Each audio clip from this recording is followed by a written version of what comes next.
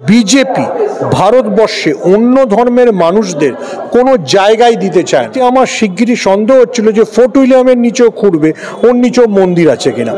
সম্প্রতি আমরা দেখতে পাচ্ছি বিভিন্ন মসজিদের তলায় মন্দির আছে, এমন ধরনের বিভিন্ন কথা তোলা হচ্ছে এবং সেখান থেকে আমরা দেখতে পাচ্ছি সুপ্রিম কোর্ট সম্পূর্ণভাবে রায় দিয়ে দিলেন যে আর কোনো রকমভাবে বর্তমানে আর কোনো সমীক্ষা করা এখন আপাতত পক্ষে যাবে না।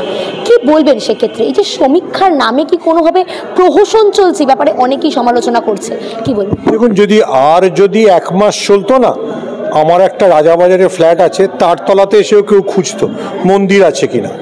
দেখুন, তাজমহলের নিচে শিব মন্দির, কুতুব মিনারের নিচে অমুক মন্দির, মথুরার ঈদগার নিচে কৃষ্ণ মন্দির। বিজেপি মোটামুটি ভারতবর্ষে মুসলমানদের জন্য কোনো মসজিদ বাকি রাখতো না, গির্জাও বাকি থাকতো না।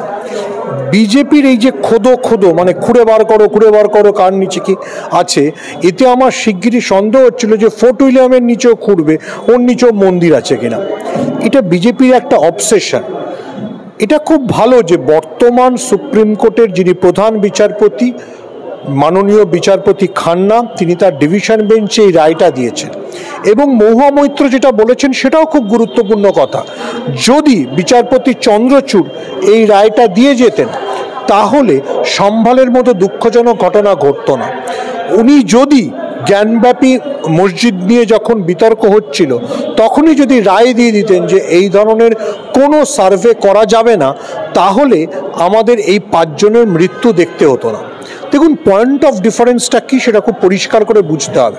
পয়েন্ট অফ ডিফারেন্সটা হচ্ছে এইটা যে যখন বাবরি নিয়ে বিতর্ক শুরু হয়েছিল তখন ভারতবর্ষের সংসদে নরসিংহ রাওয়ের সরকার একটা আইন পাশ করেছিল যেটাকে বলা হয় places of warship act 1992। BJP তখনই আইনটাকে স্বীকার করে নিয়েছিল এবং বলা হয়েছিল যে 1947-এর 15ই আগস্ট, অর্থাৎ যেদিন ভারতবর্ষ স্বাধীন হচ্ছে সেদিন যেখানে যে মসজিদ ছিল, যেখানে যে মন্দির ছিল, যেখানে যে গির্জা ছিল, সেগুলোকে সেই জায়গাতেই রাখতে হবে। কিন্তু কারণ তখন শুধুমাত্র বাবরি নিয়ে বিতর্ক ছিল, কিন্তু যেই বাবরির রায় এসে গেল, কিভাবে সেই রায় হয়েছিল আমি সেই বিতর্কে ঢুকছি না, রঞ্জন গগৈ সাংসদ হয়ে সেটা প্রমাণ করে দিয়েছেন। কিন্তু যে বাবরির রায় এসে গেল, বিজেপি দেখলো তারা তো আর অন্য কিছু বলতে পারছে না। তারা এমন না যে মানুষকে চাকরি দিয়েছে, জিনিসপত্রের দাম কমেছে, পেট্রোল ডিজেল সস্তা হয়েছে, কিছুই হয়নি।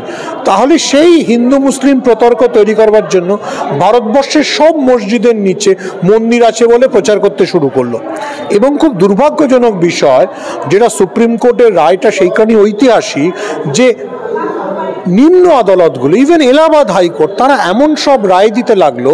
আমরা দেখলাম যে জ্ঞানব্যাপী মন্দিরের নিচে সার্ভে শুরু হলো, শিবলিঙ্গ পাওয়া গেল, এপাশে সম্ভালের নিচে সার্ভে করতে লোকজন চলে গেল। আচ্ছা, সার্ভে করতে কারা গেলেন? দেখা গেল পুলিশের সেই দলে সেই ভদ্রলোক রয়েছেন যিনি বিভিন্ন চ্যানেলে বিজেপির হয়ে এসে বক্তব্য দেন। সম্ভালের পরিপ্রেক্ষিতে কী ঘটেছিল আমরা দেখলাম।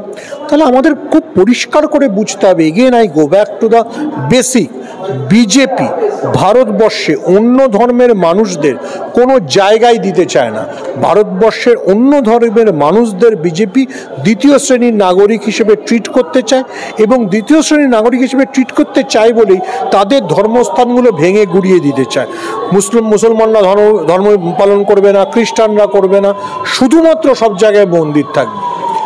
আমরা অত্যন্ত কৃতজ্ঞ যে বর্তমান বিচারপতি, সুপ্রিম কোর্টের প্রধান বিচারপতি, তিনি এই রায়টা দিয়েছেন যে নিম্ন আদালতগুলো এই নিয়ে কোনো রায় দিতে পারবে না। নিম্ন আদালত রায় দিয়েছিল বলেই সম্ভালে সার্ভে হয়েছিল, জ্ঞানব্যাপীতে সার্ভে হয়েছিল, এগুলো দিতে পারবে না এবং নতুন মামলাও করা যাবে না। দেখুন, এটা খুব দুর্ভাগ্যের বিষয়। ইন্দিরা জয়সিং, যিনি একসময় ভারতবর্ষের অ্যাটর্নি জেনারেল ছিলেন, তিনি বলেছেন আজকাল ভারতবর্ষে পিআইএলগুলো শুধু এই উগ্র হিন্দুত্ববাদীরাই করে।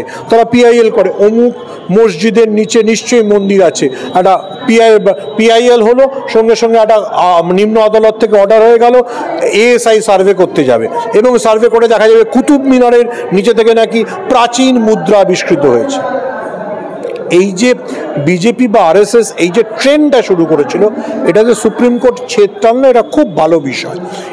ভারতবর্ষের সংবিধান, ভারতবর্ষের যে ভারতবর্ষের যে বেসিক স্পিরিট সেটা মানে এটা কথা বলে না। দেখুন, আমরা জানি যে 2024 লোকসভা নির্বাচনের আগে বিজেপি বলতে শুরু করেছিল যে যদি তারা 400 পার করে তাহলে ভারতবর্ষে তারা সংবিধান বদলে দেবে, ভারতবর্ষকে হিন্দু রাষ্ট্র করে দেবে। কিন্তু যেই বিজেপি 240-এ থেমে গেল, তারপর বিজেপি শান্ত ছিল। কিন্তু যেই মহারাষ্ট্র হরিয়ানা জিতেছে, আবার তাদের একদম সাপের 5 পা গজিয়ে গেছে, তারা বেরিয়ে পড়েছে সমস্ত মসজিদের নিচে থেকে মন্দির বার করতে হবে। আবার আমি বলছি যে মহুয়া মৈত্র যে অভিযোগটা করেছেন সেটা খুব গুরুত্বপূর্ণ। যদি মাননীয় বিচারপতি চন্দ্রচূড় জ্ঞানব্যাপীর সময় এটাকে স্পষ্টভাবে মানে বন্ধ করে দিতেন, তাহলে সম্বালের ঘটনা ঘটতো না, তাহলে এই নিম্ন আদালতগুলোর রায় নিয়ে ও সার্ভে করতে বেরোতো না। দেখুন, যদি প্লেসেস অফ ওয়ারশিপ অ্যাক্ট 1992 নিয়ে মামলা হয়েছে, যতক্ষণ না Supreme Court places of worship অ্যাক্টের বিষয়ে কিছু বলছে, আপনি কেন যেগুলো প্লেসেস অফ ওয়ারশিপ মানে মসজিদ তো প্লেসেস অফ ওয়ারশিপ বা গির্জা প্লেস অফ ওয়ারশিপ, সেগুলো নিয়ে কেন বিতর্ক হবে? এটা খুব ভালো যে বিচারপতি খান্না এবং বিচারপতি বিশ্বনাথদের ডিভিশন বেঞ্চ এই রায় দিয়েছে, যে ভারতবর্ষে সাম্প্রদায়িক সম্প্রীতি এবং সুস্থিতি বজায় থাকবে। আবার আমরা দেখলাম উত্তরপ্রদেশের সম্বলে তো একটি ঘটনা ঘটেই ছিল, সংখ্যালঘুদের ওপর অত্যাচার আমরা উত্তরপ্রদেশের ভালোভাবে দেখতে পেয়েছি, গভীরভাবে। কিন্তু তারপরেই দেখা যাচ্ছে যে উত্তরপ্রদেশের সম্বলেই একটি মসজিদে শুধুমাত্র নামাজ পড়ার দোষে সজরে মাইকে সেখানে নামাজ পড়ার দোষে 2 লক্ষ টাকা জরিমানা করা হলো এবং তার সঙ্গে সঙ্গে গ্রেফতারও আমরা দেখতে পেলাম। তাহলে কেন, কি কারণে এভাবে সংখ্যালঘুদের উপর নির্যাতন? যোগী আদিত্যনাথ মনে করেন তিনি মুসলিমদের বিরুদ্ধে যত আক্রমণ শোনাবেন তত তার গোরখপুরে ভোট বাড়বে। এই যে কাফিল খান এসছেন, কাফিল খানকে কেন উত্তরপ্রদেশ থেকে পালিয়ে কংগ্রেসের আশ্রয় তেলেঙ্গানায় বাঁচতে হচ্ছে? কারণ উনি যেখানে যাচ্ছেন সেখানে যোগী আদিত্যনাথ পুলিশ পাঠিয়ে দিচ্ছেন। প্রিয়াঙ্কা গান্ধী ওনার জন্য ব্যবস্থা করেছেন, সেই জন্য উনি আপাতত তেলেঙ্গানায় আছেন। এটা দেখে বুঝুন যে উত্তরপ্রদেশে যোগী আদিত্যনাথ আসলে কি রাজ চালাচ্ছে। যে তিনি মনে করেন যে মানে কোনো আইন ছাড়া, কোনো কিছু ছাড়া তিনি যেভাবে সংখ্যালঘুদের উপরে অত্যাচার করবেন সেটাই ঠিক। আপনি ভুলে যাচ্ছেন যে যোগী আদিত্যনাথের এই বুলডোজার রাজের বিরুদ্ধে সুপ্রিম কোর্টই বলেছে যে কোথাও বুলডোজার চালানো যাবে না। কারো বিরুদ্ধে মানে কোনো মামলায় তার নাম উঠেছে বা তিনি অভিযুক্ত, তাই জন্য তার বাড়ি ভেঙে দেওয়া যাবে না। যোগী আদিত্যনাথ এভাবেই পোলারাইজেশনে বিশ্বাস করেন, সেই জন্যই সম্বলে এই জরিমানার ঘটনাটা ঘটেছে। তাহলে প্রশ্ন হচ্ছে, এই যে যোগী আদিত্যনাথ বা আমাদের যে দেশের কেন্দ্রীয় সরকারের যারা নেতৃত্ব রয়েছে তারা তো সংখ্যালঘুদের উপর অত্যাচার দেশের মধ্যেই চালাচ্ছে, সেই দল থেকে কিন্তু আমরা বিদেশের সংখ্যালঘুদের জন্য বারবার সরব হতে দেখছি। না, সেটা ভারতবর্ষের মৌলিক বিষয়। বাংলাদেশে তো ডিফারেন্ট বিষয়, কিন্তু ভারতবর্ষে দেখুন মমতা বন্দ্যোপাধ্যায় যে কথাটা বলেছেন সেটা গুরুত্বপূর্ণ। ভারতবর্ষে যারা সংখ্যাগুরু তাদের দায়িত্ব ভারতবর্ষের সংখ্যালঘুদের স্বার্থ রক্ষা, আর বাংলাদেশে যারা সংখ্যাগুরু সেখানে মুসলমানরা, তারা বাংলাদেশের হিন্দুদের স্বার্থ রক্ষা করতে পারছে কিনা। দুর্ভাগ্যের বিষয়, বাংলাদেশে ইউনূস সরকার সম্পূর্ণভাবে সেই বিষয়ে ব্যর্থ হয়েছে।